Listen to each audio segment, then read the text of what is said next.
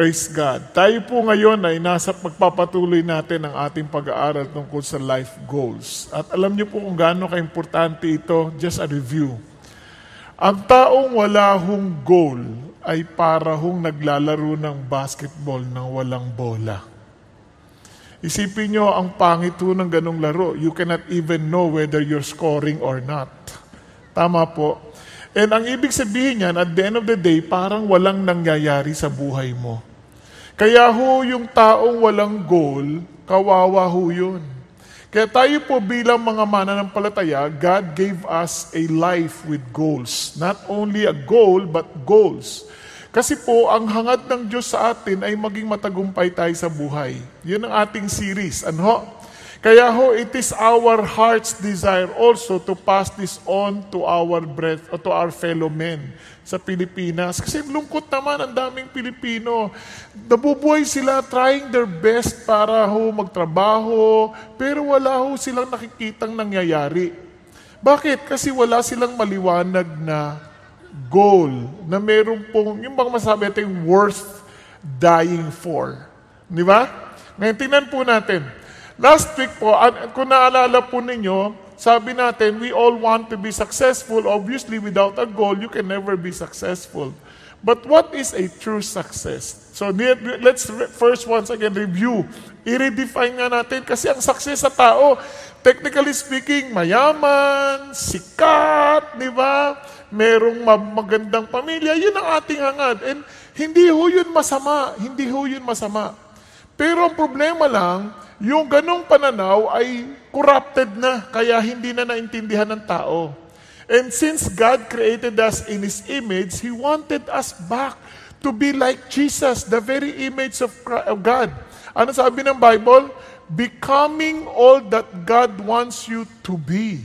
Kaya nga po, without Jesus, you can never be successful. Kasi kahit na anong yaman mo, hindi ka pa rin masaya kasi you're not living out the very image that you are. Naalala niyo yung kwento ng isang naturalist nung nakuha niya itlog ng agila tapos isinama doon sa mga manok? Napisa! Itong agila, kasama niya lahat mga sisiw ng manok. Isipin niyo, ang utak niya, utak manok. Utak manok. Ang kanyang kilos manok. Agila ito ha. Kumakain dapat ng manok. Biro nyo kung tumuka agila, laki-laki ng ulak, ganyan. Lahat, kilos manok, utak manok, pati ho yung kanyang tilaok. Tinatry niyang maging manok. And imagine he was trying and giving his best para po maging manok, kilos manok, ni hindi makalipad. Natutulog sa ibabaw na nakaganon lang, hindi humain. Hanggang sa isang araw, dinala ho siya nung isang naturalist. Sabi niya, mali yan. Sabi niya, mga experts sa aviary, sabi niya, hindi, tama yan. Yan ay agila, hindi yan manok. He must fly. Sabi niya, hindi siya makalipad kasi ang utak niya, lumaki na siya kasamang mga manok. Kaya ang lipad niya, mababa lang. Pero isang araw, dinala ito sa may bundok. At hinaano doon sa bundok at siyempre sa una tinry niya munang lumipa, wala Nung dinala na sa bundok at pagbukang liwayway, umakyat ang araw, nakita ng agila kasi malaki na siya Yung pagliwanag ng araw na ganyan, bigla niyang in-spread yung kanyang pakpak at ginalaw at unti-unting lumipad na bilang totoong agila. Hanggat hindi ka na ibabalik sa totoong image mo, you will never, ever be successful. Kaya nga, it's becoming all that God wants you to be. Anong gusto ng Diyos mangyari sa atin? To be brought back to the very image of God. And who is that? The image of Jesus Christ. Because Jesus is the image of the invisible God. Nakuha natin. And we were created in that image. Nasusundan po? Kaya without your relationship with Jesus, you'll never be happy. And doing all that He wants you to do. Kasi bagamat tayo we will become like Jesus, we are part of the whole of Christ. Ibig sabihin, hindi ka pwedeng lahat ng bagay na gagawin ni Kristo, magagawa mo lahat. Hindi. Because we are in a body. Every one of us is just a part of the body. Kaya nga sa 1 Corinthians 12, do all, perform miracles, do all. Kaya magtataka kayo, sabi ni Jesus, he who believes in me will do greater works than I do. Bakit? Kasi he's referring now to the church, to the whole body. Mas marami tayong magagawa. Tama ba? Sabay-sabay tayo nagsasalita eh. Sabay-sabay tayong kumikilos and we are in all areas of life. Nandoon tayo. Which at that time, as a physical body ni Jesus, hindi siya makagalaw. Hanggang doon lang siya sa Israel. Ngayon, nakapasok na sa kumpanya nyo. Dahil nandun ka. Nakapasok na siya sa eskwelahan nyo. Dahil nandun ka. Nakapasok na siya sa pamilya mo. Dahil nandun ka. Because you're part of the body of Jesus. Doing all that He wants you to do. And hearing Him say, well done, good and faithful servant. Okay po ba yan? Okay po? Now, may tanong ako sa inyo. Sino sa inyo gusto kayong matawag na abnormal? Obviously, nobody wants to be called abnormal. Tama? Na may papakita ko sa inyo. Kasi ito ang ating pag-uusapan. Succeed in balancing your life. Bakit ko sinabi sa inyo yan? Anong relasyon niya sa pagiging abnormal? Halimbawa, nakita nyo ang larawang ito. Ang cute, no? Tama ba? Pero ang haba ng kamay, abot sa paa. Kahit anong cute niyan, abnormal yan. Hindi maganda, hindi balansyado. Tama? Dapat ang kamay natin kahit paano hanggang dito lang.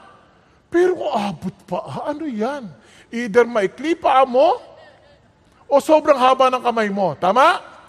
Eh, ang ganda-ganda mong babae, pero ganito kakapayat. Tuwan-tuwa siya. Ako rin natawa eh. Eh kasi, kahit anong ganda mo, abnormal ka pa rin, ang payat mo eh. Tama? Eh, lalo na, ang ganda ng katawan mo. Pero ganito lang ulo mo. Ay, alam nyo, ganyan ang hindi balansyadong buhay. Merong abnormality. Christian life is a balanced life. Kasi dapat hindi siya abnormal. It must create a balanced life. Kaya nga po, ang Christian life ganito. Si God ang sentro, ang ministry, others, work, family, yan ang nasa paligid. Pag umikot ng tama yan, ang nakikita mo si God lang. Pag umikot ng tama, nakita mo si Jesus. Ngayon, kapag tabingi yan, hindi balansyado yung buhay mo, gegewang-gewang yan. So, hindi mo makikita yung gitna. Kaya, tingnan mo yung katabi mo. Nakikita ba si Jesus sa kanya? Oh, yan ang tanong kagad. Di ba? Kaya hindi mo pwede sabihin na iba ako sa pamilya, iba ako sa trabaho. Eh pagka ganon, gegewang-gewang ka. Ikaw ay abnormal. Mas masama kung dalawa pagkatao mo. Split personality. Di ba? Iba ka sa opisina, iba ka sa simbahan, o sa grupo ng mga mananampalataya, tapos iba ka sa bahay. Eh anong tawag sa'yo? Baliw. Ano ka niya? Kasi iba-iba eh. Hindi pwede. Kaya ang balansadong buhay, kahit saan ka magpunta, kita si Jesus. Nakuha natin. Hello? Kaya tingnan nyo si Jesus mismo. And Jesus kept increasing in wisdom and stature and in favor with God and men. Now listen to this. Ito ang buhay na Kristyanismo. It is life. How would you know na ito'y buhay?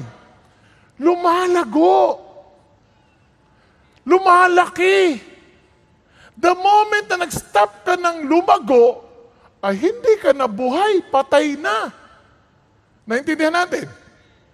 Kaya nga ho, alam nyo, May buhay to, gumagalaw, lumalaki. Now, tingnan niyo po yung importante ha. Now, tingnan niyo po ang iba't ibang area. Sabi ganon, wisdom, stature, favor with God, and men. Kaya unang-una, it kept increasing. Ito ay palago ng palago. Ngayon, tingnan niyo po, succeed in balancing your life, meaning you keep on growing. You keep on becoming better. You are improving. Kaya maraming tao, kahit sa negosyo, nabigo kasi they started so well. Tapos naging sanay na. Hindi na nag-aral. Nabigo na. Maraming estudyante ganyan. Nag-graduate. Nung pagka-graduate, graduate na rin. Ayaw na magtuloy-tuloy, hindi na nag-aaral. Hindi po pwede yun. You keep on growing. Pakisabi sa katabi mo. Huwag kang titigil. You keep on increasing. Nagkakaintindihan?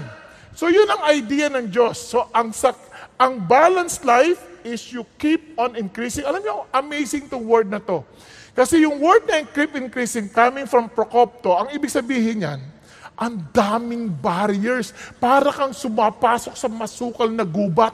Ibig sabihin, hindi ito automatic. Talagang sasadyain mo ito to keep on increasing. Nagkakaintindihan tayo? Hello? Nung kayo'y pumunta rito, yung iba sa inyo sinadya. Sinadya niyo pumunta kasi you want to learn. Tama ba?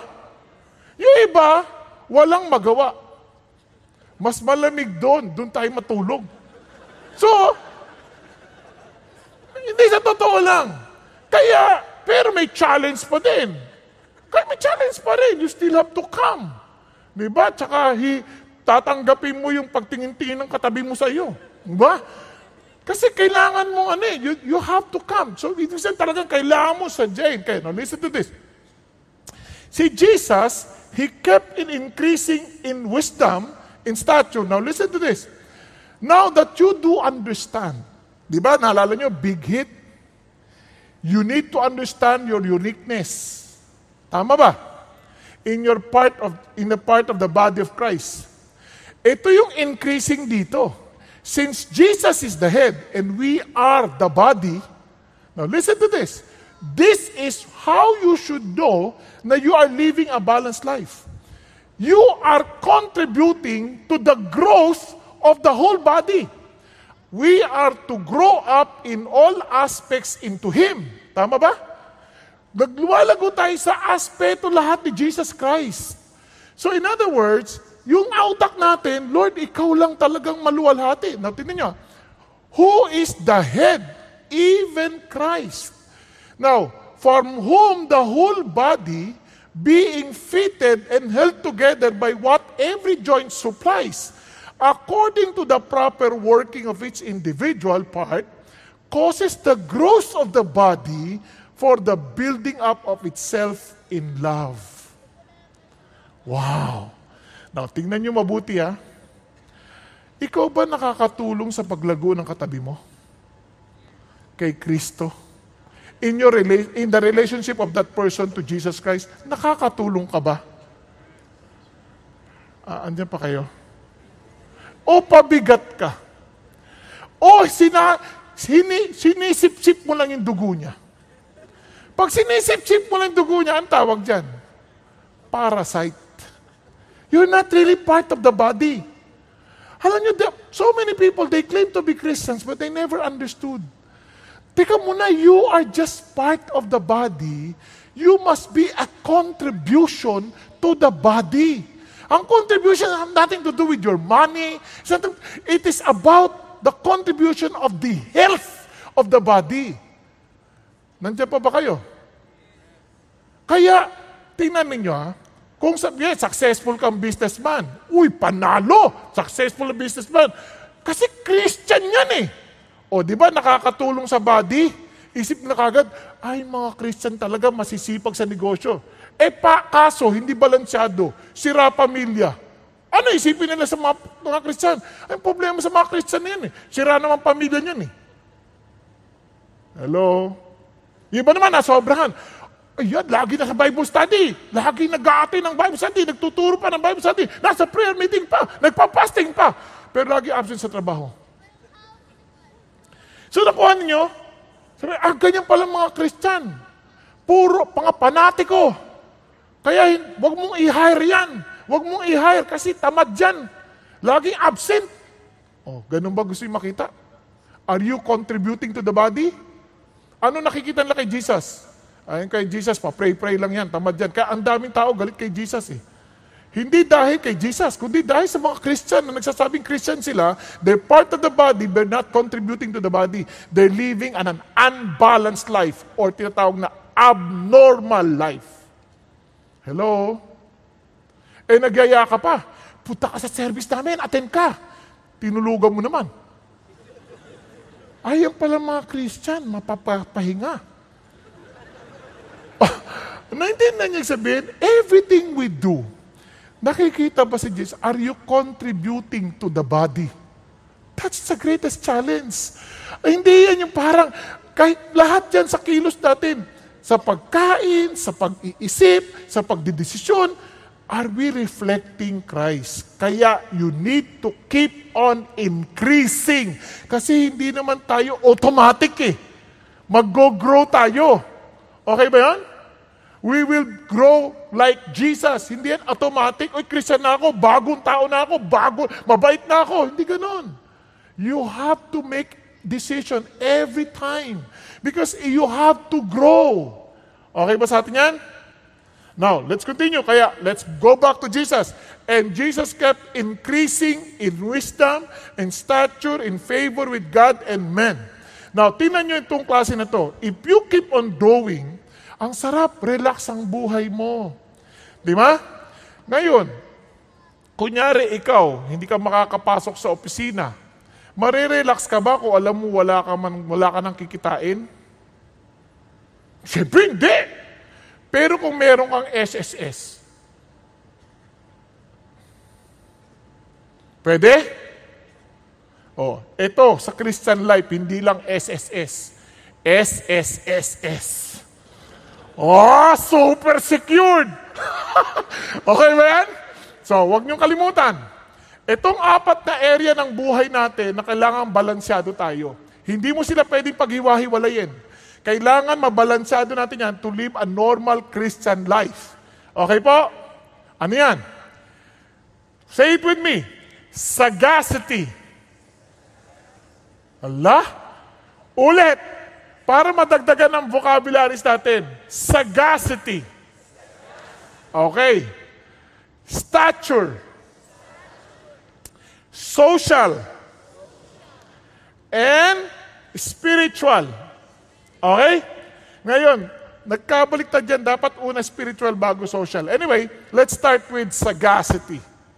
Sabi mo sa akin, sagacity. Ano yung sagacity na yan? Nakakain ba yan? Sa totoo lang, dapat gagamitin ko Sophia. Pero ito ho yung sagacity.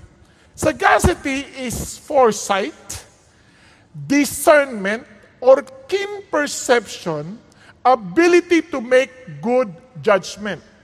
Sa madalit salita, just like what Jesus did, sabi niya, He kept increasing. It was intentional. In wisdom. Ang Greek word is Sophia. Kaya yung wisdom, what does it mean? It is the ability to keep on growing in knowledge and apply it in his walk in his life. Nakuha ninyo? Yung kaya sabi niya, he kept on increasing in knowledge and application. Hindi pwedeng maalam lang. Kanyari, kasi parang ganito yan. Maraming tao maalam. Ibig sabihin, knowledgeable. Tama? Pero hindi pinapractice. Ang tawag dyan, mayabang. Because knowledge puffs up. Okay po? Nagkakadinan tayo. Pero marami naman, marunong sa buhay, pero walang alam. Ang tawag dyan, tricycle driver. Bakit ko sinabi? Pasensya na kayo, not to insult the tricycle drivers, I was a tricycle driver. Kaya ko ito sinabi sa inyo, just to picture to us in our mind. Alam nyo ba, nung ako'y nagdadrive ng tricycle driver ako, ang tatalino namin, while I was tricycle driver, nag-aaral ako. Ang tatalino ng mga tricycle driver, pakinggan nyo lang sila. Nasosolve nila ang problema ng Pilipinas. Ang mali naman dyan sa Pangulo na yan, hindi ganito ginawa niya. Kung ginawa niya ito, sana ang ganda ng buhay natin. O, di ba? Narinig nyo ba yan pag pumapasada kayo at sumasakay kayo sa kanila? Ang dami nilang alam sa buhay. Ang hindi lang maayos, yung pamilya nila. At saka yung tricycle. Hindi na totoo lang. Mga drivers, ang tatalino niyan, marurunong yan. Drivers, ang gagaling yan. Mumurahin nila ang pinaka-traffic enforcer. Ang hirap ng traffic enforcer na yan. Kaya tayo nagkaka-traffic. Walang kinalaman yung traffic enforcer. Tayo mga driver may problema. Hello? Kaya ang problema dito sa wisdom, dami nating alam, talino tayo. Minsan nga sa sobrang alam nating palusutin ang mga alam. Nakuha natin. Kaya ito yung challenge ng Diyos. Yung wisdom ay hindi ka lang maging marunong. Kasi ito importante.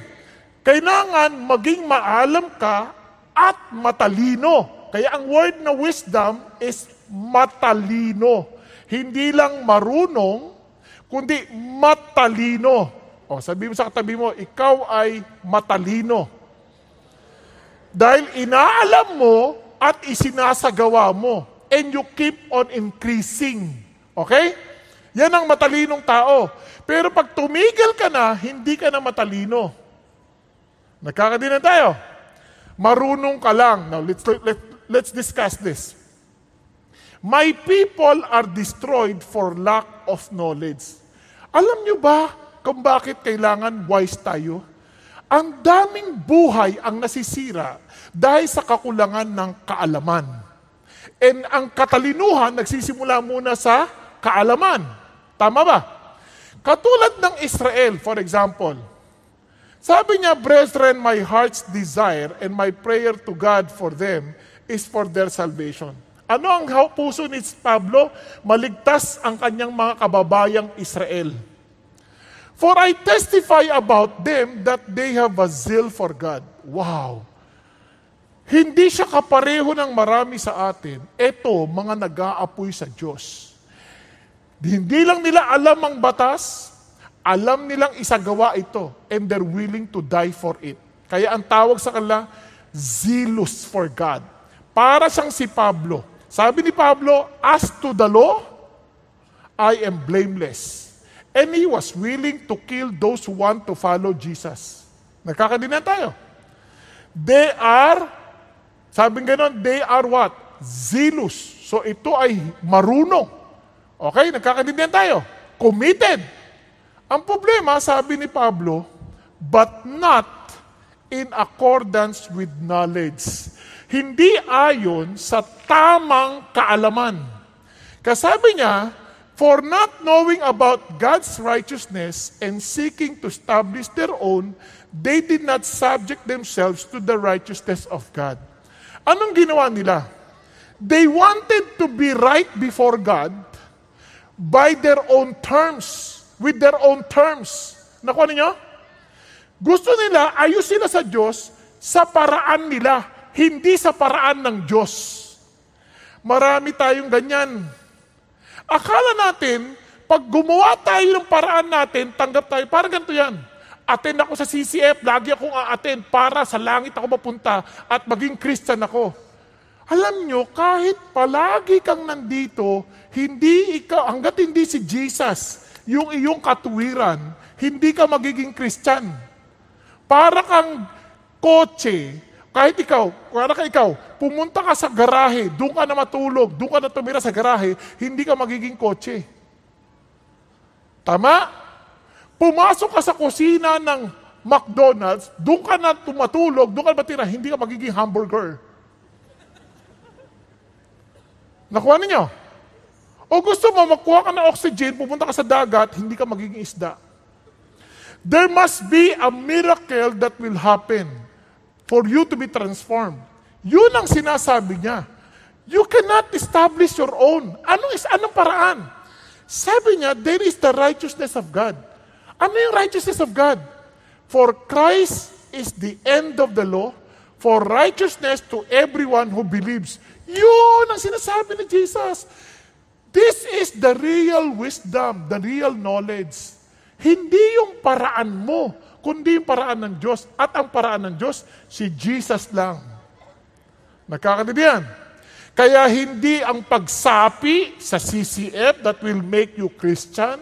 It is believing Jesus is your righteousness before God. Lord, kayo lang namatay sa krus, kayo lang ang katwiran ko. Nagkakaintindihan tayo. Andiyan pa kayo? Kaya ulitin ko, huwag kayong maging religyoso. Magkatotoo kayong magkaroon ng totoong ugnayan kay Jesus. That Jesus is your Lord. Yun lang. Kasi, sabi niya, therefore, if anyone is in Christ, he is what?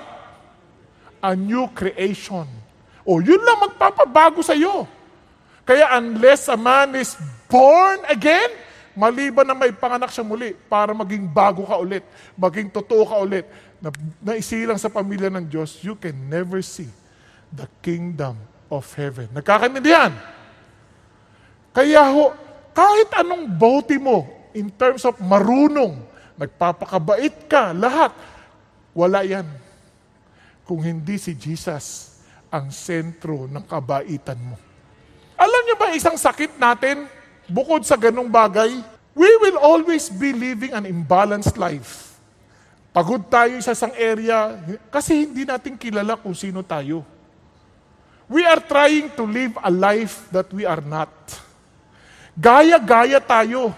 Gagayahin natin ibang tao na hindi naman tayo. Kaya nga tinam niyo si Jesus kung bakit He was increasing in knowledge or in wisdom. Unang-una, tingnan niyo lahat ng talata na to. I am the one. I am He, the one. Sabi niya, I am the bread of life. Sabi niya, He said, I am the bread that comes. Paulit-ulit, I am the living bread. Puro I am. Sabi niya, I am the light of the world. And you are, I am from above. Ano pansin niyo kay Jesus? Puro I am eh. I am.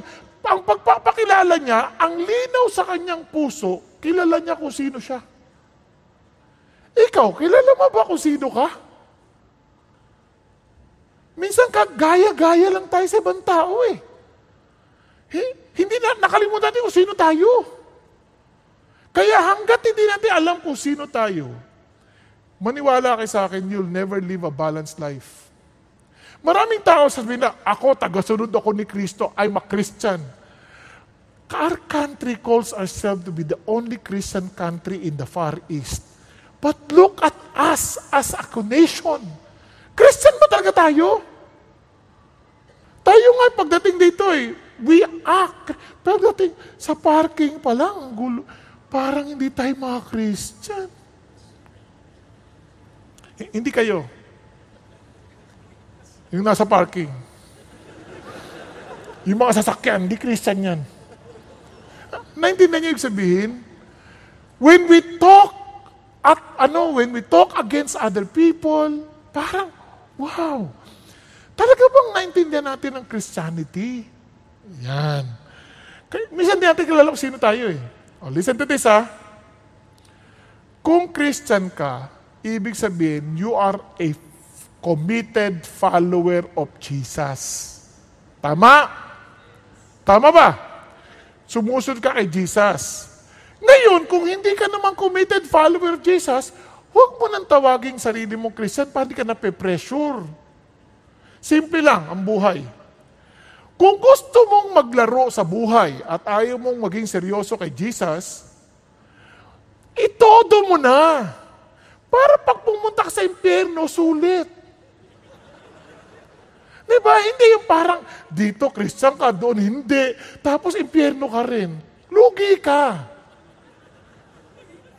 totoo lang. Sinasabi ko na sa'yo. Pero if you really want to see the beauty of Christianity, then todo mo. Huwag ka na magbiro. You need to know who you are. Remind yourself, I am the child of God. Kaya bakit ako nagwo-worry? Sasayangin ko yung energy ko sa worry.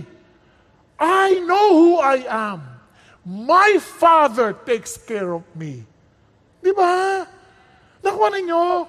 Bakit mo ubusin yung energy mo sa mga bagay na hindi, kilala mo ba talaga kung sino ka? Kung hindi mo kilala sarili mo, kawawa ka naman, papagurin mo lang sarili mo. Kaikot ka ng ikot. Papasaba ako sa exam nito. Papasaba ako sa exam nito. Papasaba ako. Sabi ng Lord, kilala mo kung sino ka? Oh, hindi ko na nga alam eh. Di ba? Kung anak ka ng Diyos, mag-aaral ka mabuti. Eh kung bumagsak ako, anak ka pa rin ng Diyos. Hindi mo kailangan mag-alala. Your future is in my hand. Not in the result of your exam. Nakuha natin? Kasi, yan, indikasyon lang yan of where to improve on. But it does not define who you are. Pag nadapa ka, nagkasala ka, bangon ka ulit. Bakit? Hindi, anak ako ng Diyos, hindi ako pwedeng manatiling dapa. Because the righteous man falls 7 times and he rises up 7 times. Hindi pa pwedeng manatili akong dapa. Kung dapa ako, dapang isda ako. Hindi na ako babangon. Remember who you are. You are the child of God. Katanong sa sarili mo, why am I doing what I'm doing? Is it because I know who I am? I belong to Jesus. Hello? Pakisabi mo sa natutulog mong katabi. Do you really belong to Jesus? Then huwag kang pumayag na pinatutulog ka ng kung sino-sino.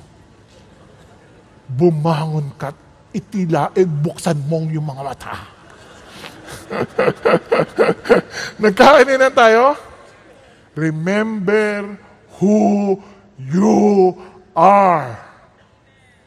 Pag yung iinit na ulo mo sa opisina, hindi. I belong to Jesus. Kahit napakasama ng mga tao na to, Lord, I belong to you. Kailangan kayong makita, itong mga taon to, alam ko may araw din sila sa inyo. Diba? Relax ka lang. Huwag ka na makipagpatulan dyan. Minsan, huwag mo ibaba yung sarili mo. Kaya tinan nyo ha, paano ka magkakaroon ng wisdom? Paano? The beginning of wisdom is acquire wisdom. I-acquire mo talaga. Paano? How much better it is to get wisdom than gold, and to get understandings to be chosen above silver. Ano sabi niya? Kung paano ka naghahanap ng pera para sa pangailangan mo, ganunin mo ring hanapin ang wisdom. Halimbawa, pag umattend kayo ng service, bibigyan ko 1 milyon. Bumabagyo. Nasa bahay ka pa, tapos nagbabaha. Pupunta ka pa rin? Ha? Bakit? 1 milyon yun, no? Tingnan ninyo. Sabi ng Lord, wisdom is much better than gold. Di ba? Bakit pag bumabagyo, wala kayo rito? Tingnan nyo kalokohan natin. Diba? Puro tayo maalam eh. Pero walang talino. Di ba? Parang kunyari, life goals. Nag-share na ba kayo ng life goals? Sinuruan nyo na? Nung una, life goals, yes! Ginawa nyo na ba? Pinasa nyo na? Maalam ka rin eh. Hindi ka matalino eh. Di ba? Anong tawag sa di matalino? Ha? Uy, grabe naman yun, oh. Bobo daw? Hindi naman. Mangmang. Gusto mo bang maging mangmang? Obviously, ayaw mo. Tama? Makasabi sa katabi mo, be wise. Ayan, tuloy tayo. Bakit? Sabi niya, the fear of the Lord is the beginning of knowledge. And tingnan nyo, hindi pwedeng hiwalay yung knowledge sa wisdom. Fools despise wisdom and instruction. Kung talagang matalino ka, itong unang palatandaan yan, may takot ka sa Diyos. Kasi ang taong maalam sa mga science, sa agam, pero walang takot sa Diyos, hindi yan matalino. Hindi niya naintindihan ang buhay. Gusto niyo malaman? Tingnan niyo sabi ng Bible. Pakinggan niyo ha. Sabi niya, wisdom shouts in the streets. She lifts her voice in the square. At the head of the noisy street, she cries out. At the entrance of the gates in the city, she shatters her saying. Kung talagang matalino ka, look at the people in the street. They never feared God. Look at them. Look at their lives. They have laughters outside, but they're crying inside. Kung nakikinig ka sa sigaw ng mga tao sa kalye, they are tired. They do not even know where they're going. They're just trying to survive. Naririnig mo ba? Sumisigaw ang wisdom. Mga anak, tingnan niyo ang buhay niyo, tingnan niyo ang hirap ninyo because you have refused to fear God. Wisdom is calling. Are you willing to come? Alam nyo, kung totoo tayo, simple lang eh. Alam nyo kung anong klaseng buhay meron kayo. You know the dryness deep within your heart and don't fool yourself. Na wala, okay lang ako. Hindi totoo yan. You may look cute, but deep within your heart, you're lost. But the wisdom is telling you, anak, huwag kang gumaya dyan sa mga tao sa kalye. They're lost. Tingnan nyo kung anong pinaggagawa nila. Pilit nilang naghahanap ng meaning or significance sa buhay. Tingnan nyo sila mag-short. Nalalaglag. Kita yung brief. Bakit? Hindi na maintindihan anong kailangan gawin para mapansin. Bakit mo pa gagawin? Hirap-hirap ang maglakad. Gayahin mo si Superman. Yung brief ang huli. O di pa kita mo na talaga. Mga hindi nag-iisip.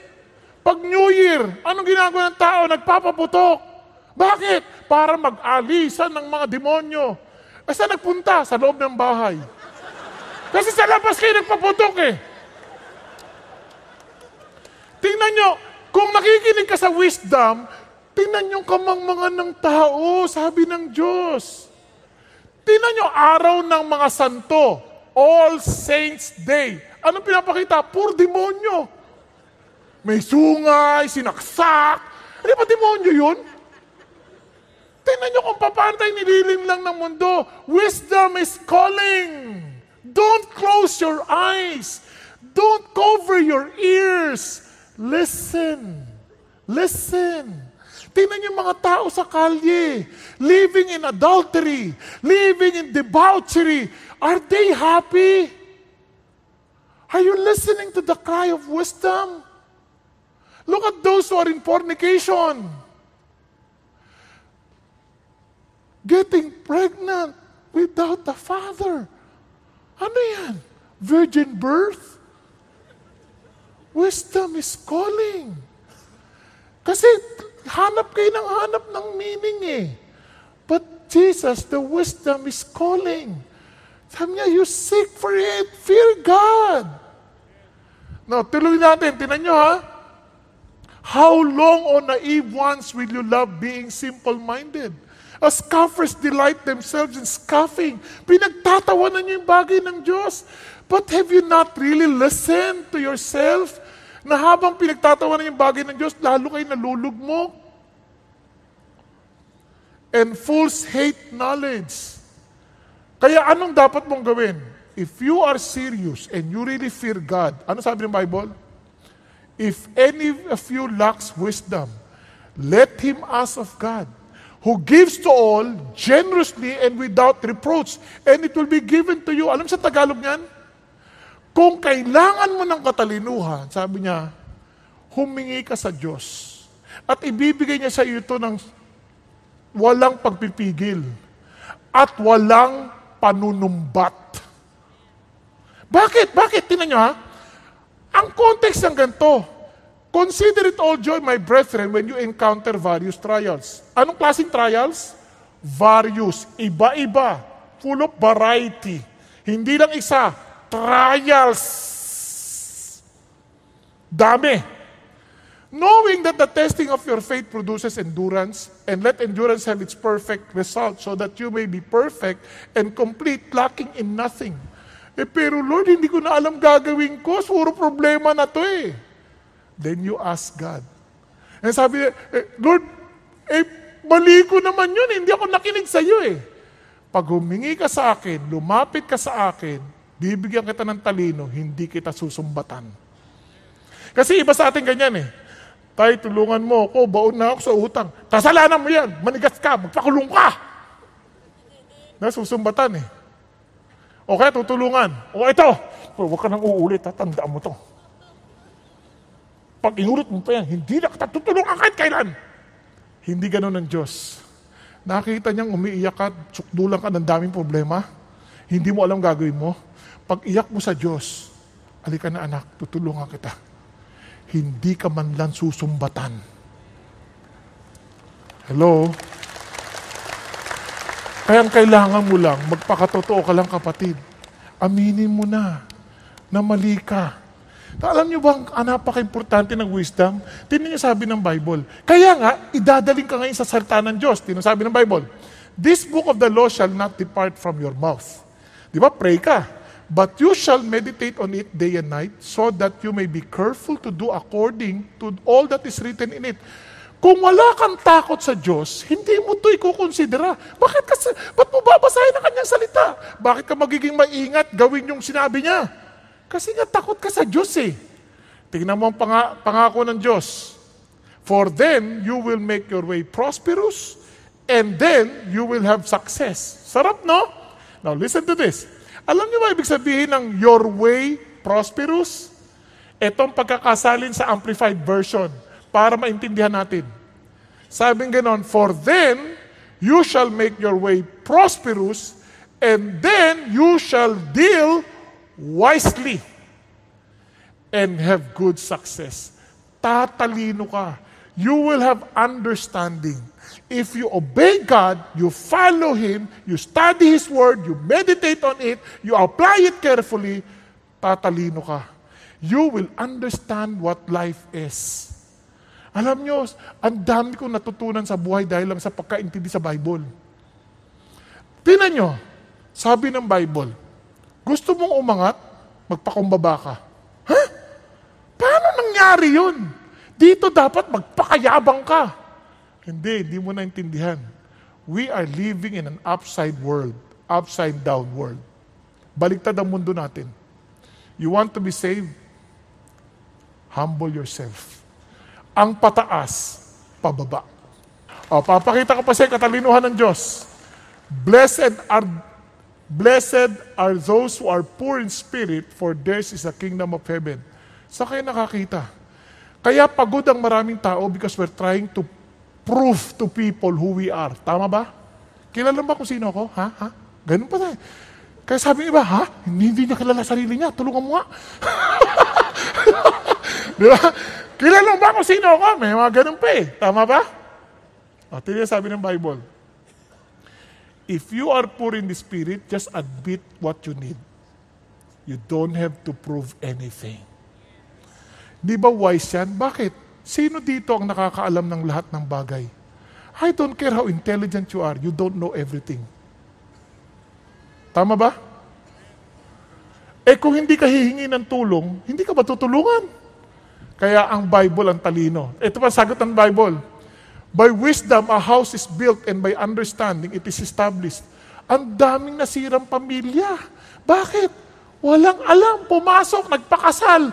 Dahil, sobra pag tumibok ang puso, walang magagawang sinuman. Di ba?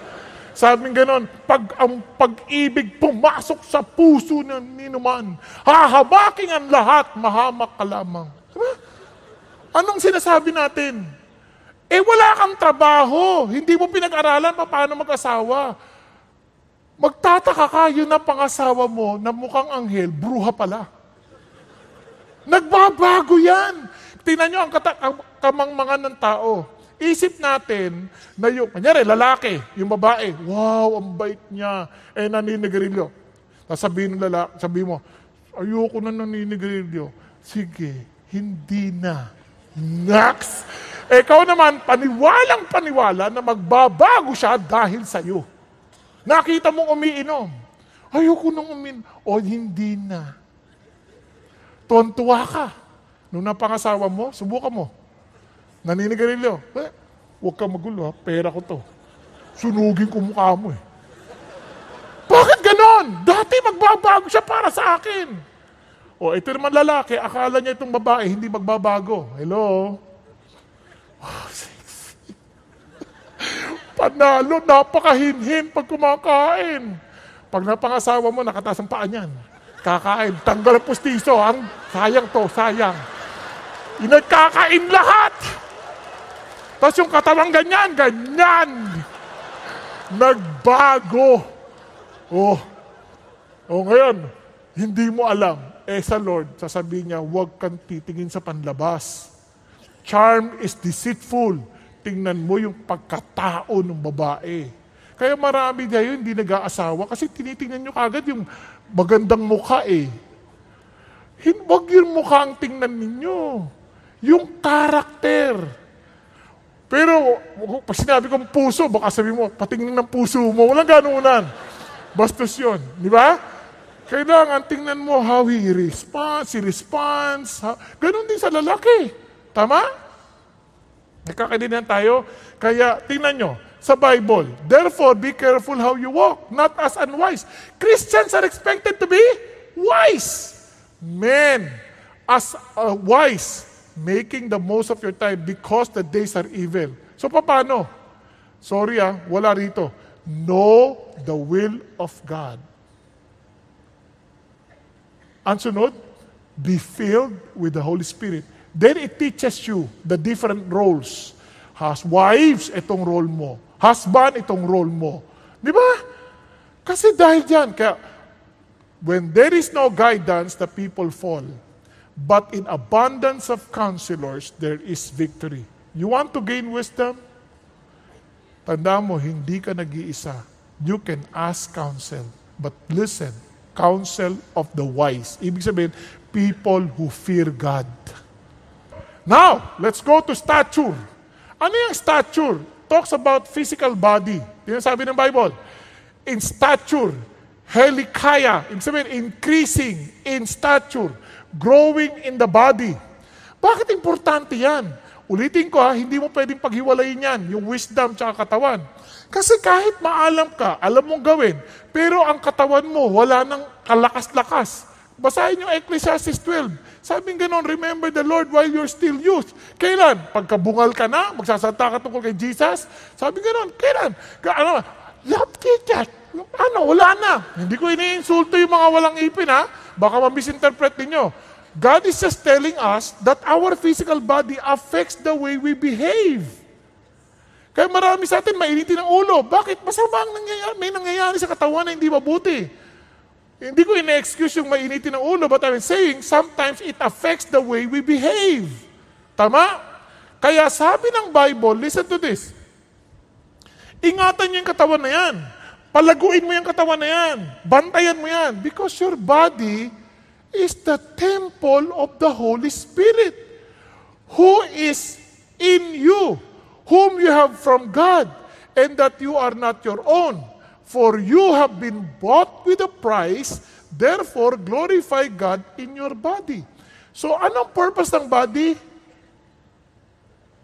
Pakigising katabi mo. Anong purpose ng body? For God's glory. Not for you. Kaya nga, offer your body as a living sacrifice. Tama ba?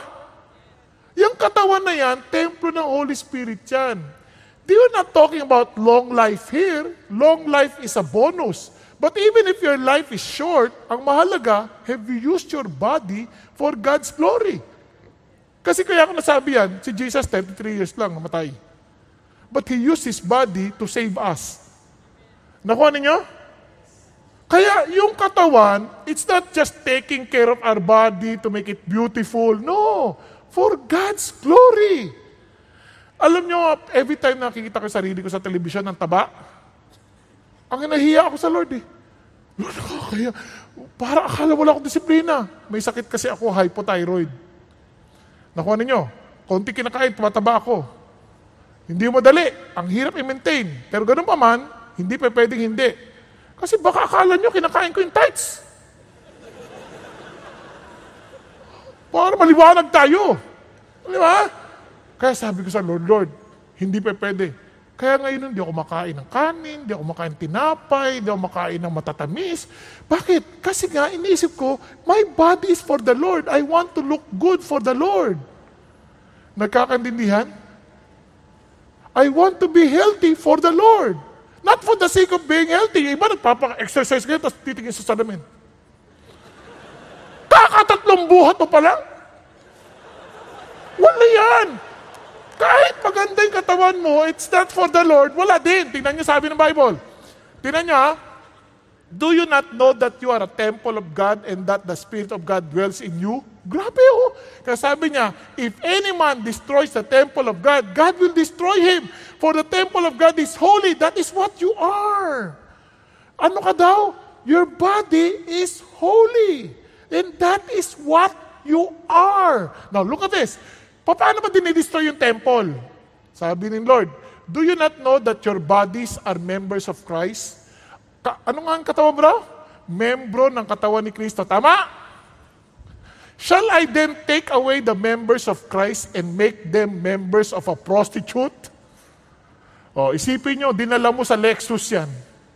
Yung katawan na yan. Kay Jesus yan.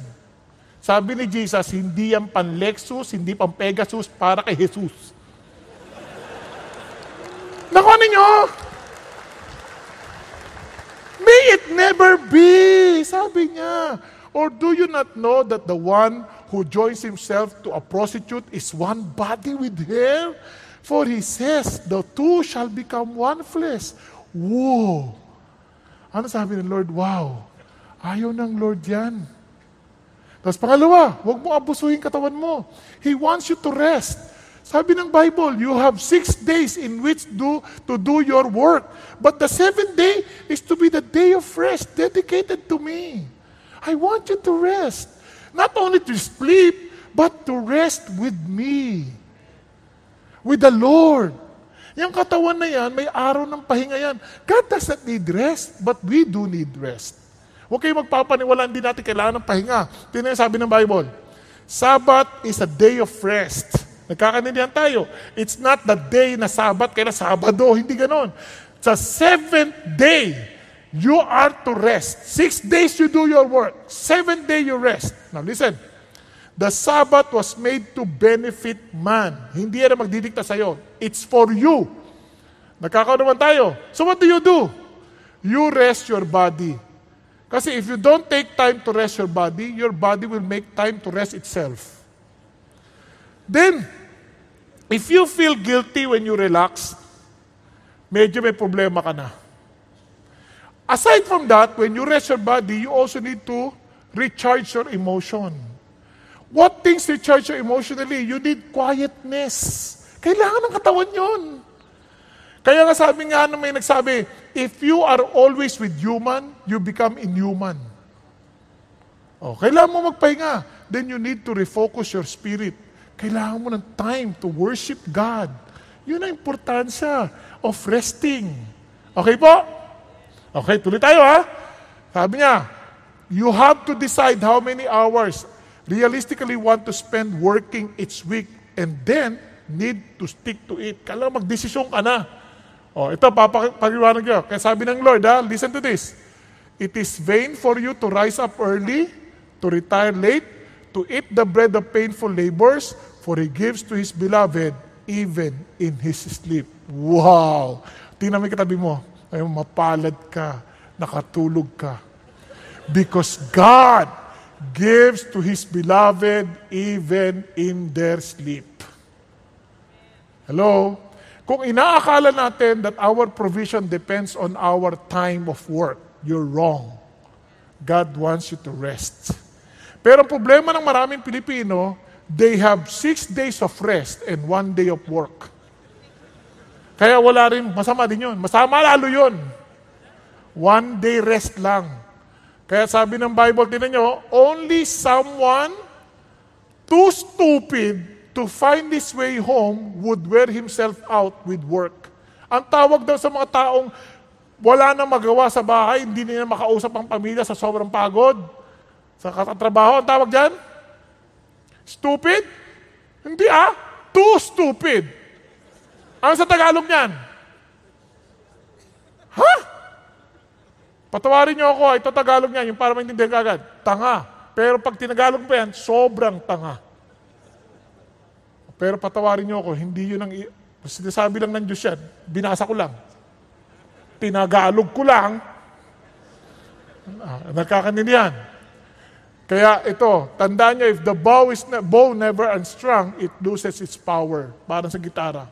Kaya listen to this. Kaya ang Diyos concerned sa katawan natin, pati sa pagkain. Sinabihan niya rin si Timothy, no longer drink water exclusively kasi may sakit sa tiyan. But shoot a little wine for the sake of your stomach and your frequent ailments. Hindi niya sinabing maglasing Ang sabi niya lang, gamot yon at that time, gamot. Magkakaintindihan tayo. Alam niyo bang, pati sa exercise, maging si Paul, he uses this. I discipline my body and make it my slave so that after I have preached to others, I myself will not be disqualified. Sabi niya, hindi yung katawan ko magdidikta ng dapat kong gawin. Yung ako magdidikta sa katawan ko kung ano dapat gawin para sa Diyos. Okay po? Kaya ito, gusto niyo makatulog na maayos sa gabi? Tuturuan ko kayo. Tuturuan ko kayo matulog, tuturuan ko rin kayo magising. Masama yung walang gising. Okay? Una, ako, automatic yan. Ang cellphone ko, nasa baba. Ang kwarto ko, nasa taas. Hindi ko sinasama sa pagtulog. Sagabal yan. Paano kung may emergency? Basta kumpleto ng pamilya ko sa bahay, hindi na alam kung wala nang masyadong emergency tatawag. Tama ba? Kasi pamilya ko kumpleto na paano kung ibang pamilya? Problema niya yun. May pamilya sa sarili Joke lang dyan. Hindi. Ibig sabihin, basta kumpleto na kasi kailangan ko matulog. Ngayon, gigisingin naman ako ng Diyos. Alam nyo, kaya pag ang tao hindi nag-a-alarm clock para magising, ibig sabihin, hindi kumpleto tulog mo. Hindi ako nag-a-alarm clock. Kung nag-a-alarm man ako, nauuna ako sa alarm clock. Bakit? Alam ng katawan ko, nagigising na ako. Okay ba yan? At ang pinaka-importante, hindi haba ng tulog, kundi lalim ng tulog. Yung ibang haba-haba, pero kalahati na yung tulog niya. Haba nga! Kaya pagod din pagising. Kailangan malalim na tulog. At alam niyo pa yung importante, ayon sa medical science, yung pinakamadilim na bahagi ng buhay mo, 10 to 2. Tulog na tulog ka dapat. O 10 to 3. Diba? Grabe, no? Kasi nagre-recover yung katawan. Kaya pagising mo, paano magising? Ito ang sikreto ng pagising. Huwag ka agad datayo. Ngingiti ka muna. Para maging positibo ang emosyon mo. Diba? Kasi iba magising. Alarm clock pa. Alam nyo, kaya kayo nag-alarm kasi bitin Ito, huwag kayo matutulog na nanood kayo ng mga balita. Diba? Lalaki, natutulog, pinatay. Paano ka makakatulog niyan? Huwag kayo makikinig yung mga ganyang balita. Kailangan matulog kayo, unahin si Lord ang basahin nyo, kausapin nyo si God, di ba? Para tahimik yung puso mo, makatulog ka na mahimbing. Nakuha ninyo? Alam nyo, protektado ka ni God. Hindi yung lalaki, ninakawan. Diba? Kawawa naman. Ito pa. Pagising mo, dingiti ka. Masabi mo, Lord, thank you that you love me. That even if people do not love me, at least yun I know I am secured in your love. Okay? Then stretch. Para magising yung dugo sa kakabumangon. Tapos, gawin mo na yung dapat mong gawin. Tama? Then start the day with God. Para hindi ka aburidong nagigising. Marami pagising. Ano gusto mo? Hilong-hilo, parang, alam mo yun, parang naalimpungatan. Kaya ingatan niyo yung pagkatabi niyo, huwag niyo ba sagigisingin, baka naalimpungatan yan. Parang kala niyo sinapian, ititig na ganyan sa'yo. Namumula yung mata. Hindi lang malalim ang tulog niyan. Okay? O, tuloy tayo. Kaya sabi ng Bible, itong pinaka-importante, a joyful heart is good medicine, but a broken spirit dries up the bones. Ingatan niyo yung ating puso na huwag tayong nag-iisip ng kung ano-ano. Di ba? Kailangan lagi tayong masaya. Okay po?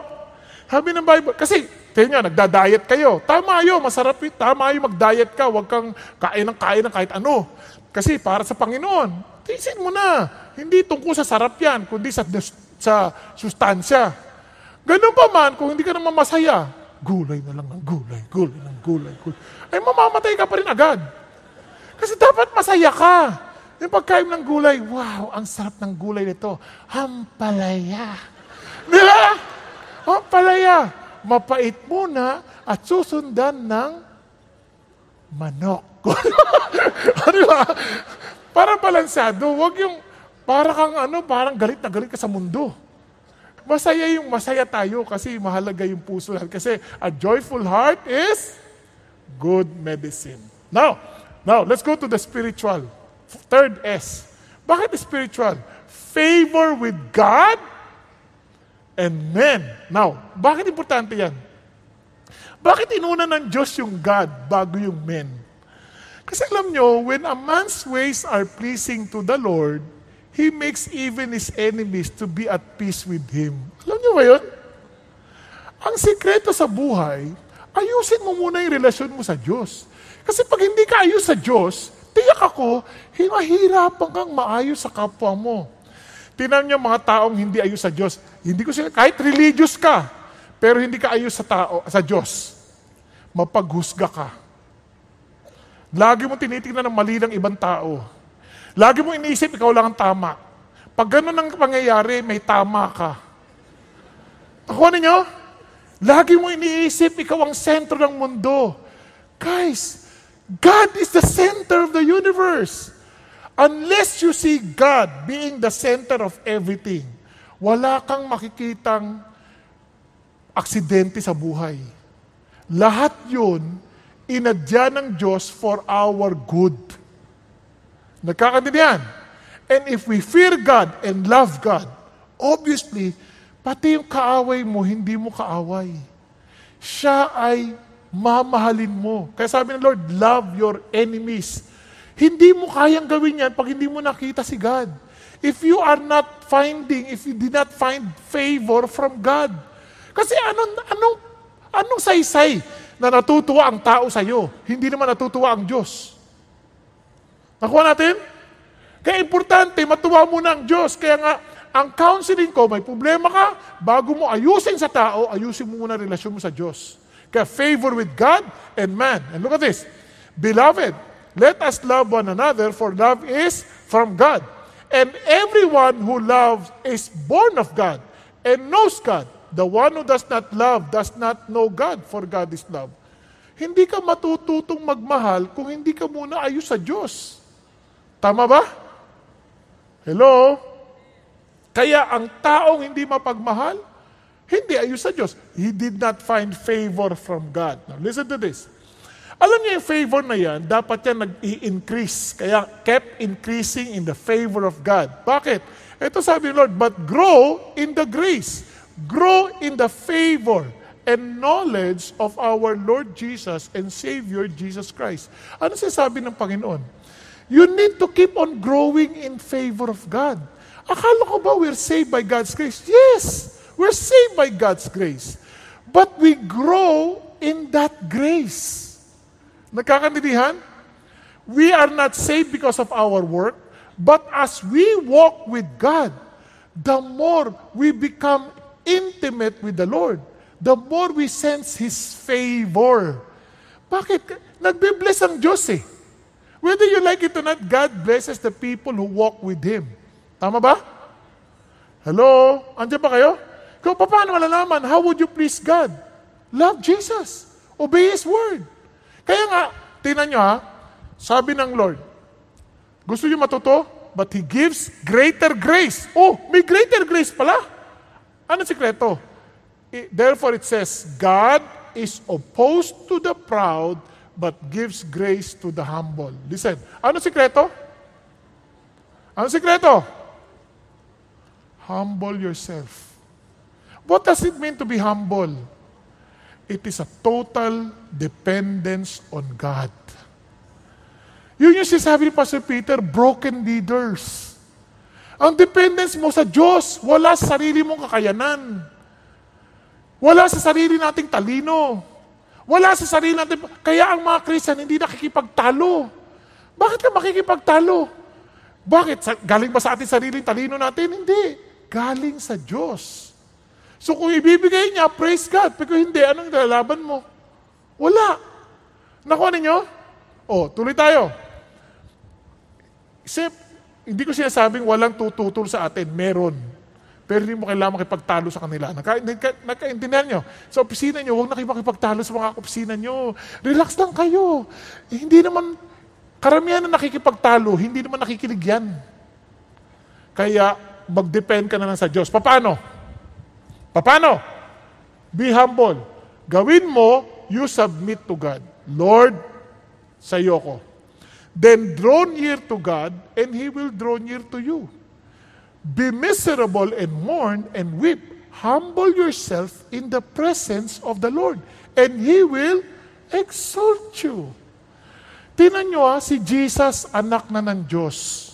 Si Jesus, Si Jesus, Diyos. Tingnan nyo. In the early morning, while it was still dark, Jesus got up and left the house and went away to a secluded place and was praying there. Wow!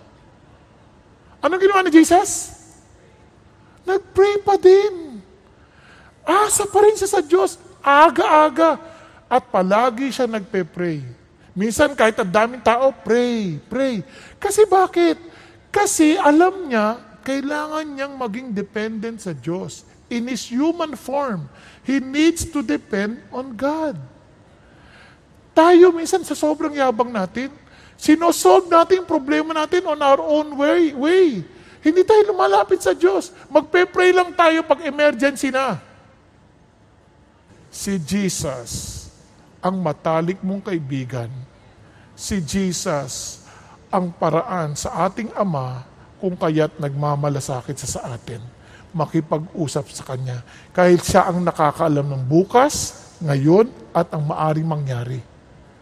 Huwag ka magmamadali. Minsan, di ka pinansin. Okay lang. Mahalin mo lang siya and you ask God, Lord, tulungan mo ako. Naiinis na ako eh. Pero lapit ka lang. Nakuha? Kasi, kay Lord ka. Yun ang totoong humble. Hindi yung, excuse me po, para ang humble. Pag sabi, sino kasi sasalita sa gitna? Kalmo kanila yung daan. Di ba? Hindi ganun humble. Maraming ganyan. Pa-humble effect. Sorry pa. Hindi ko na po ulitin. Pagtalikod, kalbo. Humble ba yun? Ang humble, Lord, patawarin niyo po ako, mali po ako. Kapag sinabihan ka, ang pangit mo, thank you. Di ba? Hindi, thank you. Mas pangit ka!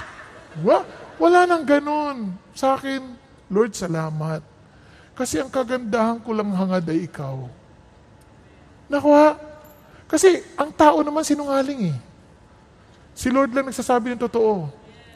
Ang mga humble, masyadong conscious, ay mga mayayabang, conscious sa sarili. Huwag kang conscious sa sarili mo. Hindi ka ganun ka-importante sa tao, pero sa Diyos, importante ka. Just be conscious of God. Hello? Kung ako sobrang conscious sa sarili, inaalala ko pati buhok ko, pati lahat ng katawan, hindi na ako makakapag-preach, promise. And I thank the Lord.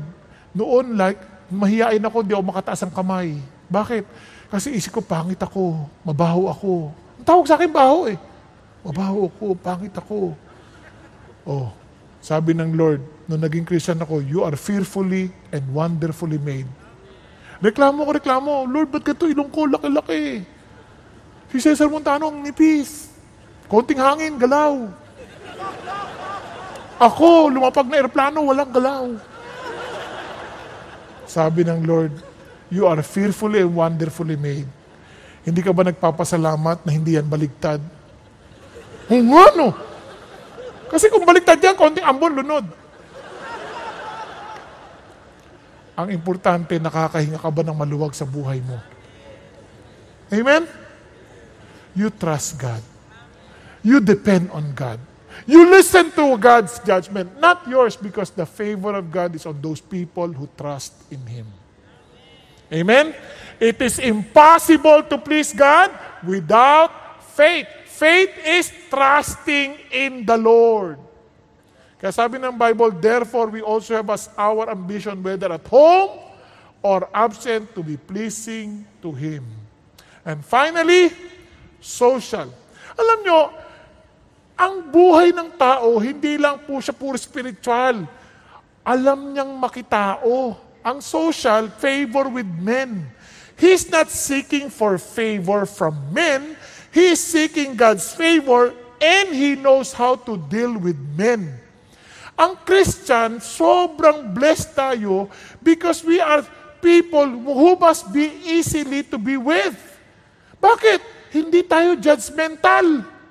Mapagtanggap tayo sa tao, makasalanan o hindi, mahal natin parang si Jesus. Ang mga Pharisees, yun ang ayaw ng mga makasalanan. Kaya si Jesus, He was with the sinners. He was eating with them. Bakit? They see something in Jesus na hindi siya judgmental, He's very loving, and He cares for us. He understood where we're coming from. Ang mga religious leader, yan ba Christian? Ha? Ba't ang clean ang damit mo? Minsan ganun pa tayo eh. Meron sure sa akin, Pastor, ba't hinaayaan niyo yung mga nag-attend dyan, nakikita ang pusod? Ha? Hindi ko napansin. Dahil hindi ako tumitingin sa mga pusod nila. Tinitingnan ko sa kanilang mga mukha. Hindi ko talaga napansin. Tsaka pwede ko bang pigilan yan? Ba't naman yung pusod mo kita pa? Eh malay ko, kung pinawisan yan, umiklibo ang damit. Nakisayaw, sumabay. Umikli. Kasi pala, umuurong yung damit niya. Hindi natin pwedeng pigilan niya. Iba, sinasabi ko yung iba sa inyo, siyempre mag-ingat kayo, ba't ang ikli naman ang damit nyo? Pero, kaya kitang husgahan. Hindi kita i-condemn. Bakit ba? Eh, kung yun ang gusto mong damit eh. Eh, malay ko ba kung natastas yan? Yun na lang natira. Ay, ang ikli na, tsak. But what I'm saying is this. I'm not here to judge you. It's between you and the Lord. Nakakandi niya. But, because I love you, I will also tell you, be careful next time. Okay po? Oh, tingnan nyo ha. Kaya ito ang ating social skill.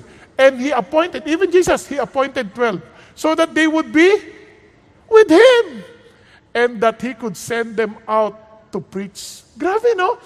Alam nyo, we were designed by God to be with people. It's not good for us to be alone. Kaya sabi ng Bible, itong courage sa Christians, let us consider how to stimulate one another to love and good deeds, not forsaking our own assembling together, as is the habit of some. Ang calling ng Diyos is for us to help each other. Paano natin gagawin yan sa malaking ganito? Hindi pwede.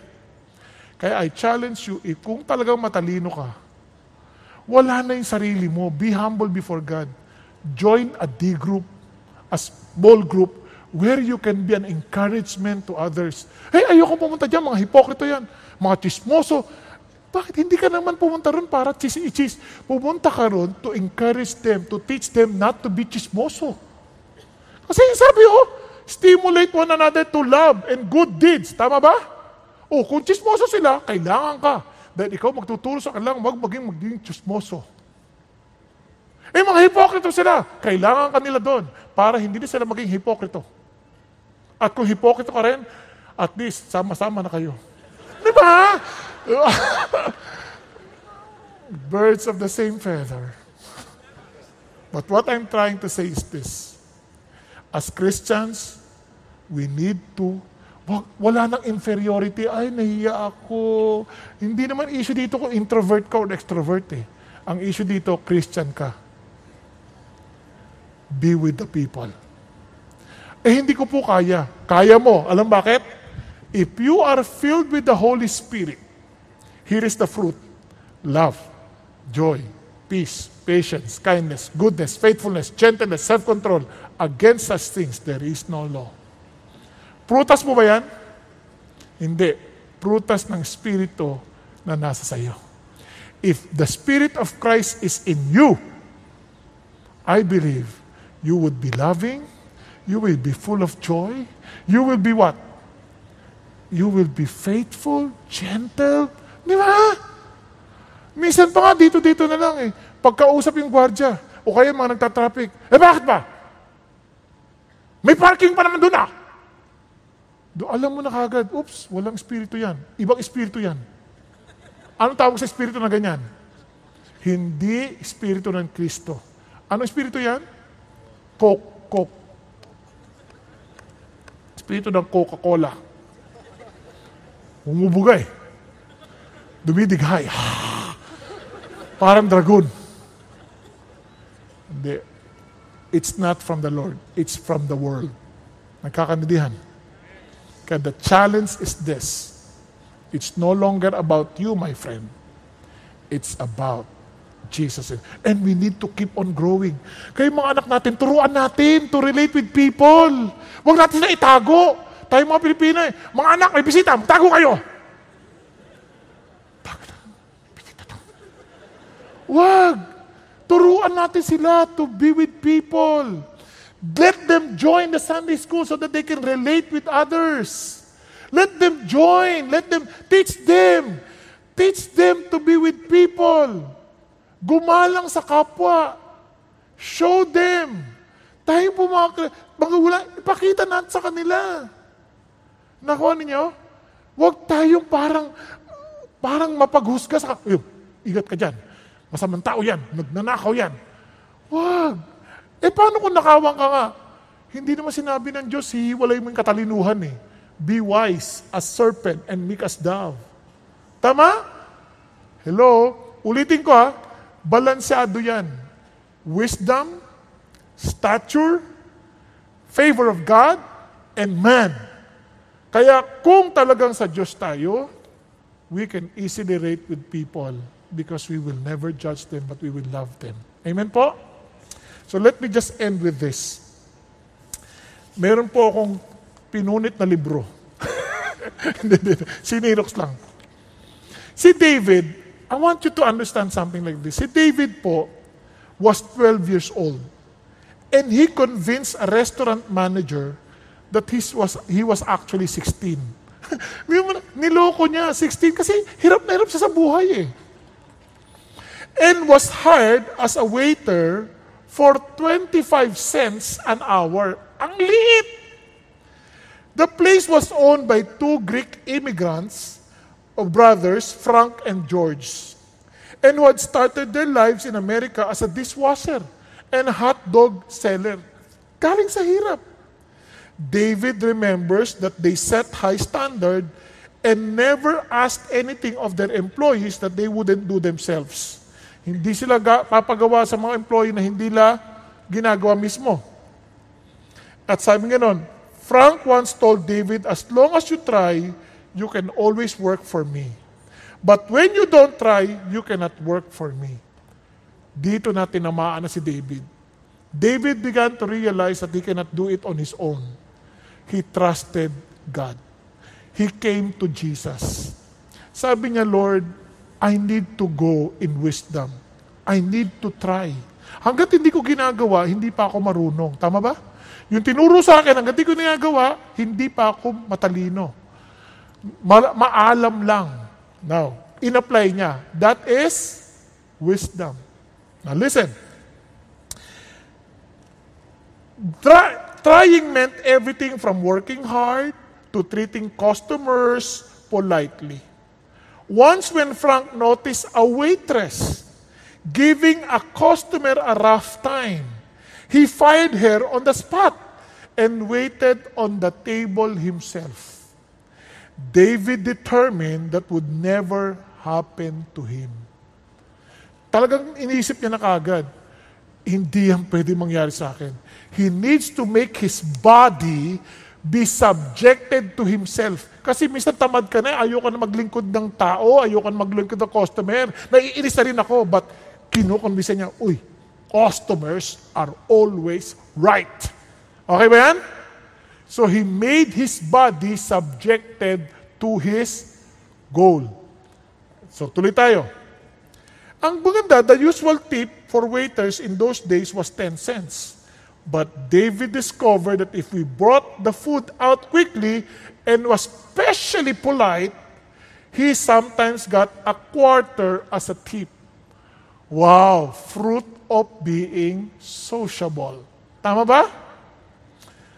He set a goal for himself to see how many customers he could wait on in one night. His record was 100. Grabe, no? Batang-bata, matalino, seeking for wisdom, trusting God. Now, alam niyo kung ano nangyari kay David? Bagamat patay na siya ngayon, ito nangyari kay David din.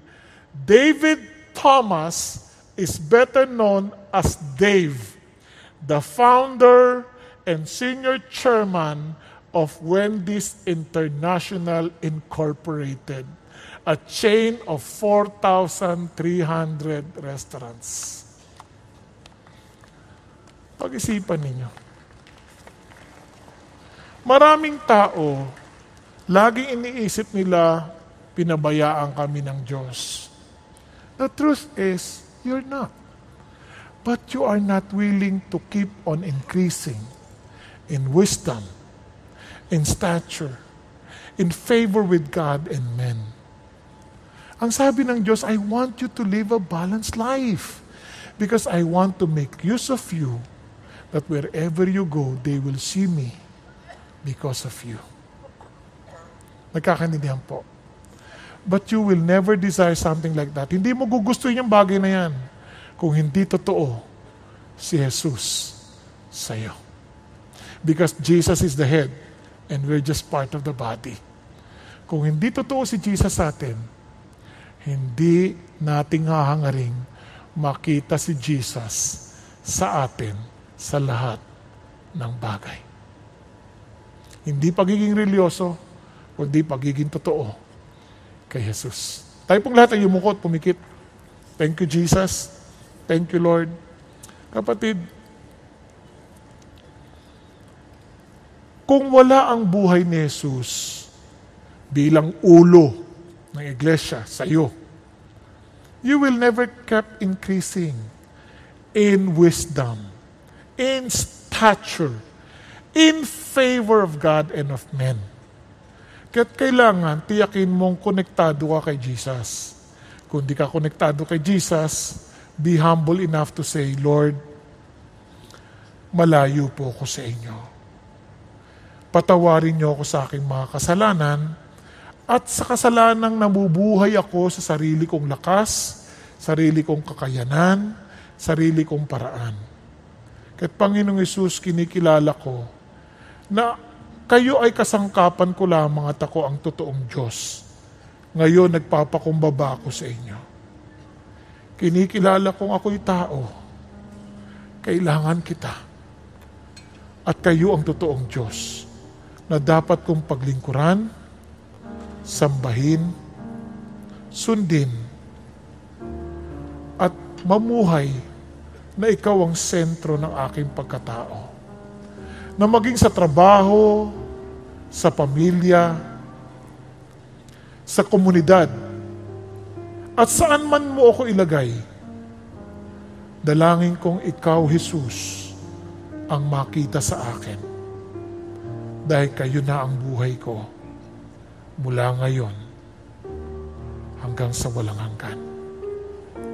Thank you, Jesus. Pangunahan mong buhay ko, Panginoon.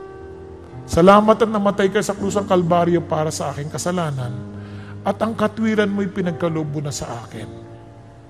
At dahil dito, tinanggap ako ng iyong Ama, ang Diyos Ama. At dahil dito, pinagkalooban mo ako ng iyong banal na Espiritu upang lumago sa katalinuhan, sa aking pangatawan bilang templo ng Banal na Espiritu, sa aking ugnayan sa Diyos at maging sa tao upang sila'y maakit na lumapit din sa iyo. Salamat po aming Panginoon, pagpalain niyo po ang inyong mga tao, ipahintulot niyo ang totoong tagumpay ang mapa sa kanila. Sa ngalan ni Jesus. Amen. Amen at amen. God bless you and good afternoon.